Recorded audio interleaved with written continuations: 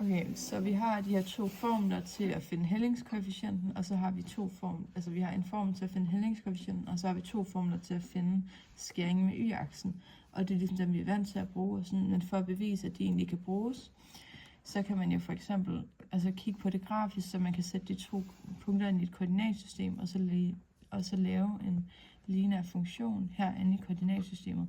Så kan man gå en ud på x-aksen, og så kan man se, om den er hældende, om den er tiltagende, eller aftagende, eller konstant, og hvor meget den så er. Og så kan man ligesom se, om det er rigtigt med den her, og så kan man også se, hvor den skal med y-aksen, for ligesom at tjekke efter, om det her det er rigtigt. Men en anden måde, man egentlig også kan skrive det op på, det her a er lige med de her, den her formel, vi er vant til at bruge. Så bruger vi jo normalt y1 og y2, men en anden måde, man egentlig også kan skrive det op, det er egentlig ax plus b.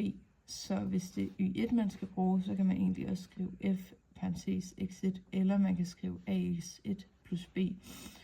Og så hvis det er y2, man bruger, så kan man egentlig også skrive det sådan her, f parentes x1, eller f parentes x2, mener jeg, er lige med ax2 plus b.